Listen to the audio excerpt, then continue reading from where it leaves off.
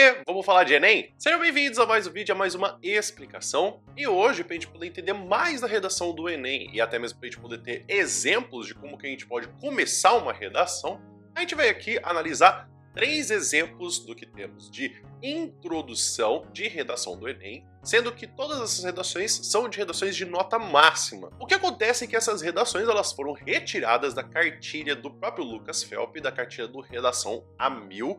Então eu vou deixar tanto o link aqui embaixo para você poder conferir também essa cartilha com as redações na íntegra e também com elas transcritas, e também tem esse código QR que vai te direcionar também para você poder conseguir ver essa cartilha. Mas não somente do fator do que eu vou falar para vocês, de que todas essas redações elas estão com a introdução, com a redação de uma nota 1000, mas também que vão ser 3 fatores do que eu escolhi cada uma dessas introduções. A primeira é de uma introdução muito bem batida, ou seja, é uma introdução que ela tem muito cara de Enem e não funcionaria tão bem em outros tipos de vestibulares pelo próprio jeito que é corrigida a redação do Enem. Um outro, que seria o que muitas pessoas talvez viriam como algo negativo para a redação do Enem, e uma da que eu gostei, que sai um pouco desse esquema de tanto que muitas pessoas querem fazer como introdução ao Enem. Todas as redações estão baseadas no mesmo tema, que foi o tema de 2021, que segue com as específicas palavras invisibilidade e registro civil, garantia de acesso à cidadania no Brasil. Então aqui a gente vai acompanhar a primeira introdução. Vamos lá. A Constituição Federal, promulgada em 1988, foi esboçada com o objetivo de delinear direitos básicos para todos os cidadãos. Entretanto, tal teoria não tem sido vista em metodologias práticas, uma vez que ainda há a falta de registro civil de milhares de pessoas, impedindo-as de garantir o acesso à cidadania no Brasil, o que gera a invisibilidade social. Tal invisibilidade provoca inúmeras chagas, como a precarização do trabalho e a exclusão democrática. E aqui temos um exemplo de uma carinha de uma introdução bem Enem. Por que a gente tem essa carinha de Enem? Porque a gente precisa perceber que o Enem ele já tem um padrão de correção que não mudou muito desde a época que a FGV começou a ser a banca corretora. Mas não mudou muita coisa. Então, assim, há algumas atualizações, como por exemplo, teve também aquele escândalo que teve da pessoa que escreveu a receita de miojo na redação e ganhou nota, ou aquele que escreveu também o hino do Palmeiras. Mas o mais importante é que muito pouco se mudou da estrutura e é por isso que é muito comum a gente encontrar redações que têm esse modelo. Então o que acontece? A primeira coisa é o fato de a gente ter a Constituição Federal como um repertório sendo colocado dentro da redação. Por que é muito fácil utilizar a Constituição Federal? Porque muitos dos temas do Enem, se não praticamente todos os temas, desde que a FGV foi implementada como uma banca corretora, a gente tem que é primordial que você fale de uma situação social a qual há uma falta de garantia de um direito à parte da população brasileira. Então isso você pode perceber de todos os últimos temas de redação que a gente teve do Enem. Todos eles falam de uma situação a qual não é que falta lei, não é que você precisa promulgar uma nova Constituição. O problema é, as leis já existem e mesmo que a população saiba que o tema é um problema e mesmo que o governo também tenha modos de solucionar esse problema, ainda continua persistindo isso. O que acontece então? A gente já tem essa apresentação desse repertório que é a Constituição Federal de 1988, temos a adição de todas as palavras do tema que também é avaliado de você utilizar na sua redação e por fim tem então a questão do que vai apresentar de problemas que são apresentados e que devem ser discutidos por parte do candidato, que vai ser a precarização do trabalho, então eu vou esperar encontrar esse tipo de discussão no desenvolvimento 1, e a exclusão democrática que vai ser colocado no desenvolvimento número 2. Lembre-se sempre que aqui eu estou avaliando cada um dos parágrafos, então isso significa que aqui a gente tem realmente uma introdução de uma redação nota 1000, mas isso não significa que você colocar uma introdução muito boa é resultado ou é consequência, ou se não um fator principal para a sua redação ser nota 1000. Você pode ter uma introdução muito boa e os desenvolvimentos serem ruins, por exemplo. E aqui a gente vai para a análise do segundo parágrafo que a gente vai ter então como parágrafo de introdução. Uma das referências quando o assunto é democracia é a antiga cidade grega Atenas, onde surgiu essa forma de governo com a participação popular na política e a valorização da cidadania, a qual, contudo, era bastante restrita, visto que excluía mulheres, estrangeiros e escravos. Nesse sentido, é possível observar que o Brasil atual vive uma situação análoga à ateniense, dado que mesmo sendo uma democracia, neste caso indireta, quase 3 milhões de brasileiros, segundo projeção do IBGE, não possuem registro civil, não sendo por isso reconhecidos como cidadãos. Assim, torna-se imprescindível discutir essa situação, pois ela repete erros antigos ao privar grupos sociais da participação democrática e se perpetua por conta da morosidade do Estado que afeta direitos constitucionais. O que a gente tem aqui como ponto que eu tenho que muitas pessoas poderiam ver isso como algo que não poderia ser feito na redação do Enem? É o fato de se utilizar a informação dada pelos textos motivadores. Então o que a gente percebe? Tem aqui a parte do quase 3 milhões de brasileiros, segundo projeção do IBGE. De onde que sai esse tipo de informação? Em qual parte do texto a gente consegue encontrar? Onde que sai isso? É justamente no que a gente tem da informação do texto número 2 dos textos motivadores, o qual se mostra um mapa da projeção da invisibilidade no Brasil, que tem lá seus números da região Norte, Nordeste, Centro-Oeste, Sudeste e Sul.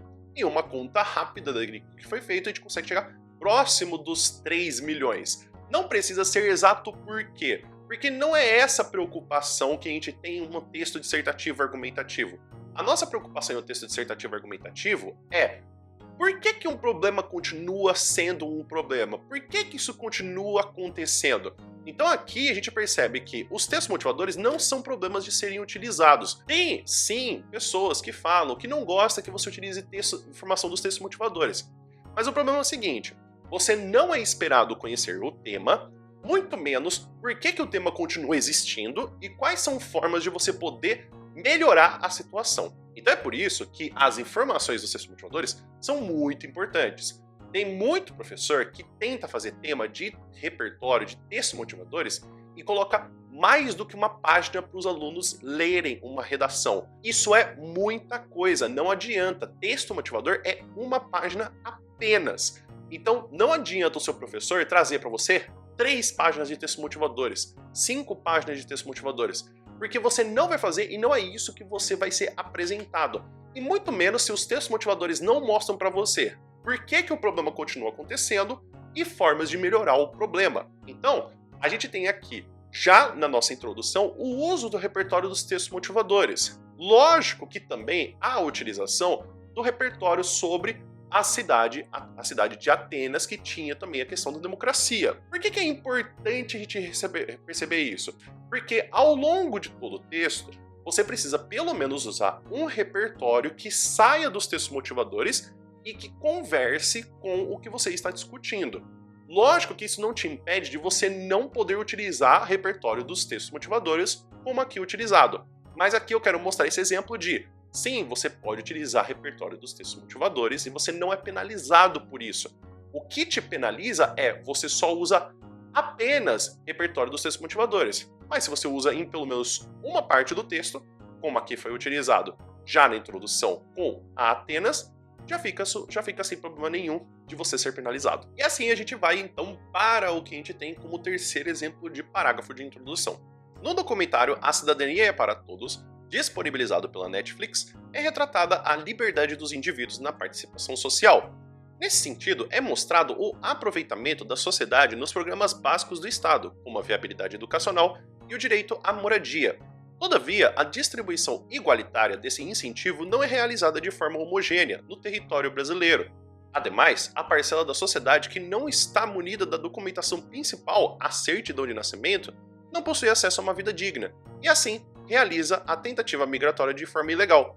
Contudo, novas práticas governamentais devem ser implantadas. Aqui então a gente tem um dos exemplos que a gente tem de uma introdução que apresenta um repertório que ele sai dessa questão de apresentar um fato histórico, de apresentar uma obra, que é um documentário que é disponibilizado pela Netflix. Então perceba aqui que a gente tem não somente o fato de que a gente não está falando quem que é o diretor, quem é exatamente a distribuidora, mas a preocupação de mostrar como o seu conhecimento de mundo ele está conectado com o que você está discutindo com a redação, para poder fazer o quê? Para poder mostrar o seu ponto de vista a respeito de um tema. Perceba que apesar do Enem querer que você coloque um repertório fora dos textos motivadores, essa forma que você coloca, ela precisa ser legítima, pertinente e produtiva. O que isso significa?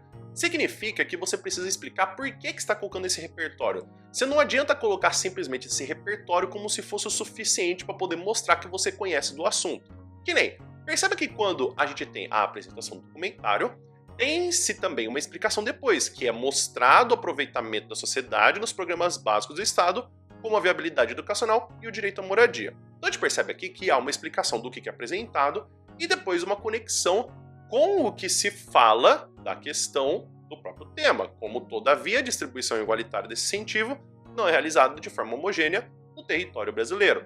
Então o repertório não é exatamente o que você está utilizando. Você percebe aqui que a gente tem um documentário da Netflix. Alguém poderia até mesmo colocar um filme da Disney e que não tem problema nenhum. O problema de repertório é quando você não coloca ele de forma útil. Tipo, ele não tá colocando, você não está colocando ali para poder mostrar para o corretor que a sua linha de raciocínio vai explicar o como o problema continua existindo e por que o problema continua existindo. Então, o mais importante que a gente tem de uma redação é explicar o como que o problema continua existindo, por que o problema continua existindo. Esse repertório que você está colocando, está querendo para você colocar aqui para poder se exibir que você sabe ou ele vai ajudar na sua argumentação? Então aqui a gente tem um exemplo de que sim, você pode utilizar documentários, por exemplo, da Netflix. Então essas suas maratonas que você tem antes de você ir dormir podem te ajudar, sim, e que principalmente aqui a gente tem uma organização muito boa, porque depois aqui a gente vai falar então da questão de que a gente tem que mesmo que seja gratuito, não é feito de forma homogênea e que principalmente as tentativas migratórias de forma ilegal fazem com que a pessoa não tenha uma vida digna, que vai ser explicado nos parágrafos de desenvolvimento. Então é isso, pessoal. Espero que vocês tenham entendido, espero que vocês tenham gostado. Aqui a gente tem então 3 exemplos de parágrafo de introdução. Lembrando mais uma vez que o fato de uma redação ser nota 1000 não é pura e simplesmente por causa da introdução. A introdução ajuda muito a gente poder ter uma organização textual, mas não é isso que vai fazer com que você tenha uma nota 1000. O fato de uma nota 1000 é a redação completa. Claro que existem algumas coisas que ajudam, como por exemplo, você colocar as palavras do tema, o repertório, você também já direcionar o que vai ser discutido no desenvolvimento, mas ainda tem outros fatores, como por exemplo, o uso de conectivos, a proposta de intervenção, que vão ser avaliadas em outros pontos. Aqui é para você poder ter uma noção do que você pode fazer, de exemplos que você poderia adicionar na sua própria redação. Inclusive, você ficou com alguma dúvida? Você quer que eu veja outros exemplos de parágrafos de desenvolvimento, de conclusão ou de outros temas? Escreve aqui nos comentários por gentileza. E claro que esse tema também ele foi muito complicado porque muita gente não conseguiu entender o que estava sendo colocado. A frase temática ela era meio complicada, por isso que nesse vídeo eu expliquei justamente o que tem com você ter a parte dos textos motivadores e o que poderia ser discutido ao longo desse tema, e até mesmo o que eu achei no tema. Mas talvez o que se preocupe bastante com você é, poxa, eu nunca ouvi falar do tema. O que acontece quando eu não sei nada do tema? Será que eu preciso estudar o tema? Eu preciso estudar um monte de tema antes? Por isso que aqui eu falo de 3 coisas que você não precisa saber antes de você fazer a redação do Enem, que pode te ajudar bastante. O vídeo vai ficando por aqui. Muito obrigado por todo mundo que ficou até aqui e espero que você tenha um bom dia. E a gente se vê no próximo vídeo. Até mais!